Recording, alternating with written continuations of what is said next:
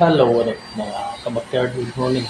Ngayon, umaga, alas 10 ng umaga.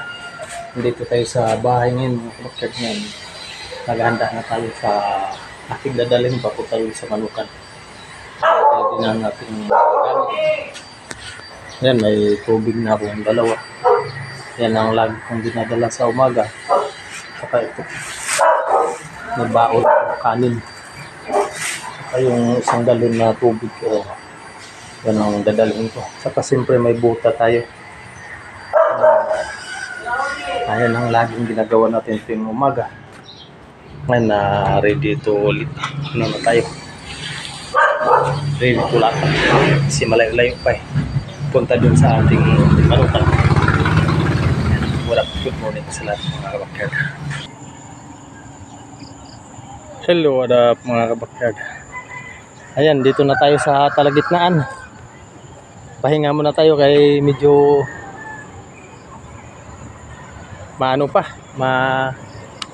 mabigat ang dala natin. Ayun, galon dalawa. Ayun.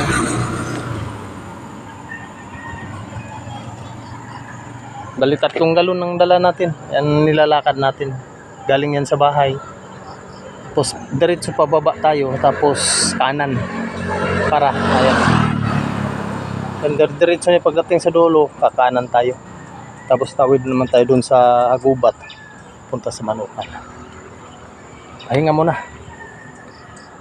Kasi medyo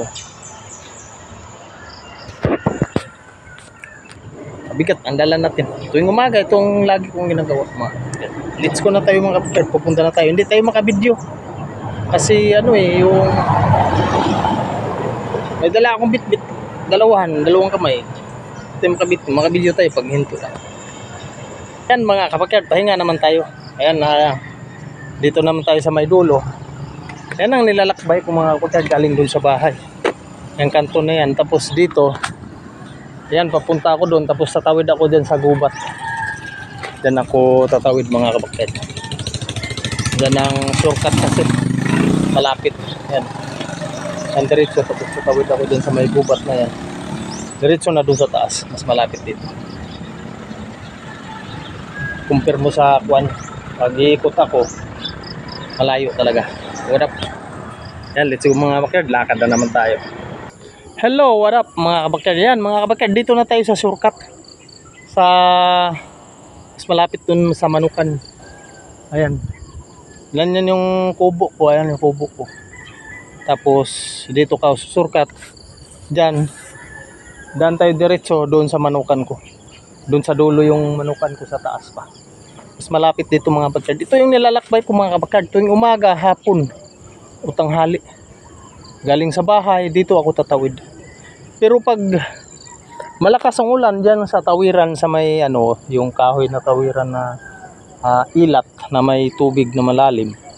Pag malakas ang ulan, hindi ako makakatawid dyan. Iikot ako doon, mas malayo. Yan. Ngayon mga kabakyard, dito na tayo sa tawiran. Dadaanan natin yung aking aso dito sa baba. Kasi paliliguan ko.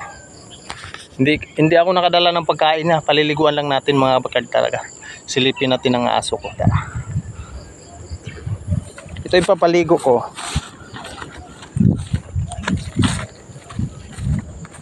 Ayan siya mga kabakyard. Oh. Paliliguan natin siya. Ito yung kubo-kubo niya. Ito kasi yung bantay ko dito mga kabakyard sa Bukirin. Aso ko, wala. Paliliguan natin mga kabakyard ha. Diyan lang kayo. Yan, silip po na kayo sa paligid ko. Wala. Ayan, nakaligo ng ating alagang aso mga kabakyard. Ayan siya oh. Ayan, nakaligo na. Ayan. What up, let's go mga kabakyard. Punta na naman tayo dun sa Manukan. Kasi nakaligo na yung aso natin. Let's go na tayo, medyo tanghali na. Salamat pala mga kabakyard sa sumuporta ulit sa aking channel. Maraming salamat. God bless sa inyong lahat. Alam niyo naman na sinabi ko na matagal akong hindi naka-upload, isang taon mahigit. Dahil nasira ang cellphone ko, ngayon nakahiram ako ng cellphone sa anak ko. Ayan, na-upload na naman tayo araw-araw. Marap, hindi pa tayo makabalik sa pagtutulong sa mga kapwa natin sa mga kalsada, sa mga homeless na kapatid natin. Wala pa tayong budget. Let's go mga kabakard, lalakad na tayo at tatawid na naman tayo sa yung ilat. Papakita ko sa iyo yung ilat natin, tawiran ko. Warap-warap. Yan mga kabakard, tulay na kahoy. Yung lagi, yan ang tinatawiran ko tong imaga. Malalim yan ang kabakard. Tawid ako, tapos sa manukang ko sa taas. Yan ang lagi kong tinatawid, umaga, hapon. Araw-araw yan. Yan ang buhay natin dito sa bundok. Ayan mga kabakard, dito na tayo sa manukan. Ayan.